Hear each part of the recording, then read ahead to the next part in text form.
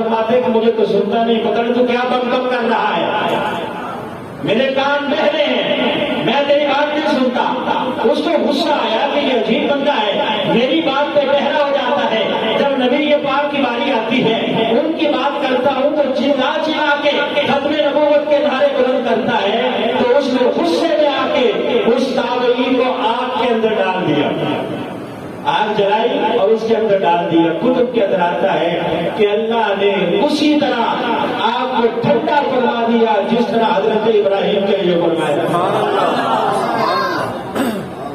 اللہ نے نبی پاک صلی اللہ علیہ وسلم کے اس غلام کو صحیح سلامت وہاں آگ سے نکالا تو آپ مدینہ طیبہ آئے، مسجد نبوی میں شکرانے کے نفل پڑے، حضرت فاروق اعظم سے ملاقات کی، آپ کو سارا واقعہ بیان کیا تو حضرت فاروق اعظم نے صحابہ میں اعلان کیا کہ اے صحابہ اس بندے کی زیارت کرو، اس بندے کے اوپر اللہ نے آگ کو ویسے ہی ٹھنڈا کیا جس طرح اللہ نے حضرت ابراہیم کے لیے ٹھنڈا کیا۔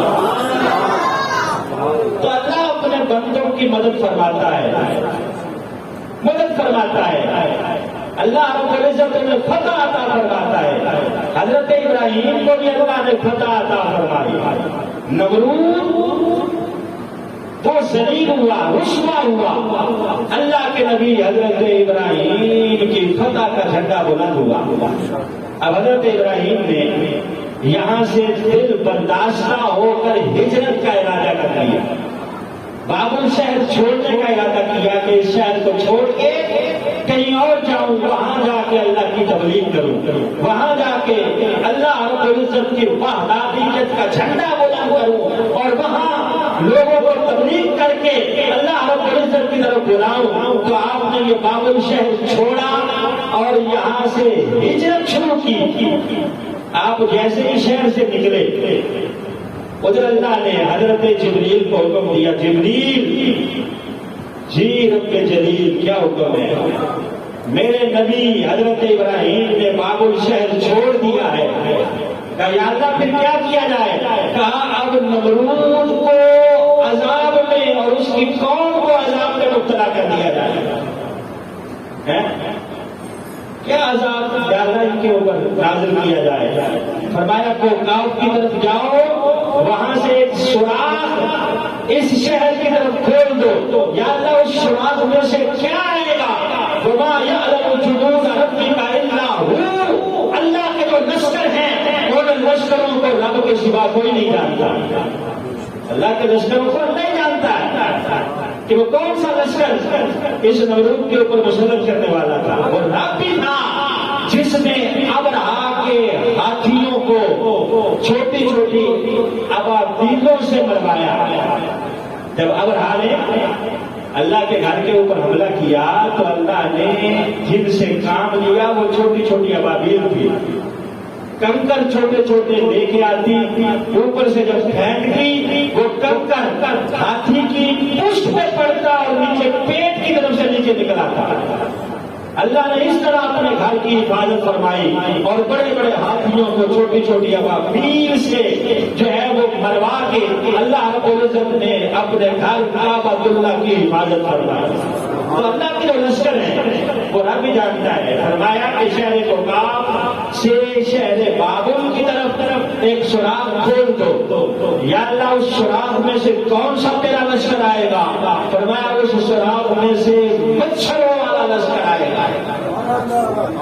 مچھر اللہ نے ان کے اوپر مسلط کر دیے، پوری قوم مچھروں کے ڈنگنے کی وجہ سے ہلاک ہوئی، یہاں تک کہ جو نمرود تھا اس کے ناک کے ذریعے جو دماغ میں مچھر چڑھ گیا وہ لنگڑا تھا، لنگڑا مچھر اللہ نے اس کے اوپر مسلط کیا، یعنی اس کے غرور کو تکبر کو اللہ نے کس طرح خاک میں ملایا۔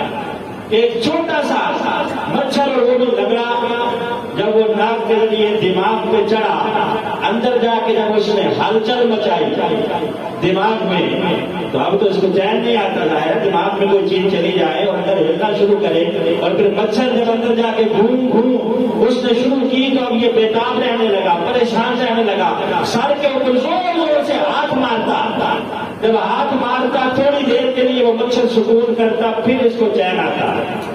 جب اس کی ہلچل بڑھنے لگی تو نمرود نے کیا کیا، اپنی ہی تنخواہ پر سپاہی مقرر کیے، دربار کے باہر سپاہی کھڑے کیے کہ ہر سپاہی کو تنخواہ میں دوں گا، اس کی ڈیوٹی یہ ہوگی کہ میرے سر میں چھتر مارے گا، میرے سر میں متر 10 مارے، تاکہ جب وہ چھتر پڑے اور اندر وہ مچھر سکون سے بیٹھے اور مجھے چین آئے۔ اس نے، جس نے اپنے دربار کا ادب یہ بنا رکھا تھا کہ جو بھی آتا تھا سجدہ کر کے اندر آتا تھا، اللہ نے ذلیل اتنا کیا، اب اس کے دربار کا پروٹوکول یہ ہے کہ جو بھی آتا ہے پہلے 10 چھتر بادشاہ کے سر میں مارتا ہے، پھر اندر داخل ہوتا ہے۔ اللہ نے اس طرح ذلیل و رسوا کیا کہ تم نے خدا ہونے کا اعلان کر رکھا ہے، میں نے تمہیں بادشاہت عطا فرمائی، میں نے تمہیں عزت عطا فرمائی، تم نے اپنے ہی الہ ہونے کا اعلان کر دیا۔ اللہ نے اس کے غرور کو خاک میں ملایا اور اس لگڑے مچھر کے ذریعے اللہ نے نمرود کو ہلاک کر کے بتا دیا کہ میں رب ہوں، چاہتا ہوں تو ہاتھیوں سے، ابابیلوں سے ہاتھی مروا دیتا ہوں، اور چاہتا ہوں تو مچھر سے نمرود کو مروا دیتا ہوں۔ ان اللہ علی کل شیء قدیر۔ تو حضرت ابراہیم نے بابل شہر چھوڑا اور چھوڑ کے ہرنا نامی ایک بستی تھی، وہاں ان کے چچا ہاران رہتے تھے۔ کیا نام تھا بھائی چچا کا؟ ہاران۔ وہاں چلے گئے، کچھ عرصہ ان کی خدمت میں رہے۔ انہوں نے جب اپنے بھتیجے کی سعادت مندی دیکھی اور ان کی پرہیزگاری دیکھی تو اپنی بیٹی سارا کا نکاح حضرت ابراہیم سے پڑھا دیا۔ اپنی بیٹی سارا کا نکاح حضرت ابراہیم سے پڑھا دیا۔ اب حضرت ابراہیم علیہ السلام نے یہی ہرنا کی بستی میں رہ کے تبلیغ شروع کی۔ ایک عرصہ تک یہاں تبلیغ کرتے رہے، سوائے حضرت سارا کے اور حضرت لوط علیہ السلام کے کسی اور نے حضرت ابراہیم کا کلمہ نہیں پڑھا۔ پوری بستی کے اندر کلمہ پڑھنے والے صرف 3 ہی بندے ہیں، حضرت ابراہیم ہے، حضرت لوط ہے اور حضرت سارا ہے۔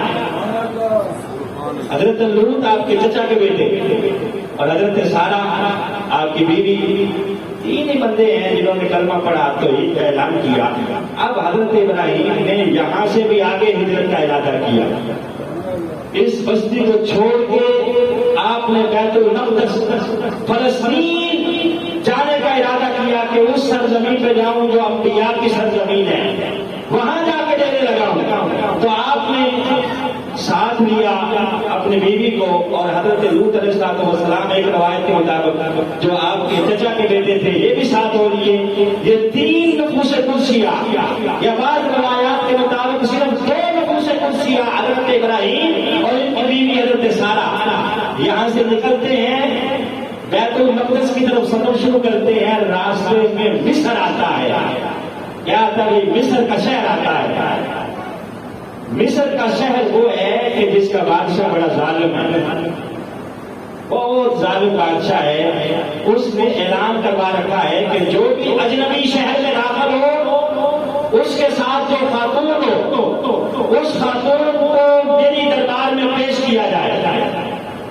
اگر تو اس کے ساتھ اس کا شوہر ہوتا تو اس کو قتل کر دیا جاتا، اگر اس خاتون کے ساتھ بھائی یا اس کا باپ ہوتا تو اس کو بھاری رقم دے کر اس خاتون کو، لڑکی کو مصر کے بادشاہ کے سپرد کیا جاتا، اس کے آگے پیش کر دیا جاتا اور وہ اس کے ساتھ مکالمہ کرتا اور اسے اپنی کنیز بنا کے رکھتا۔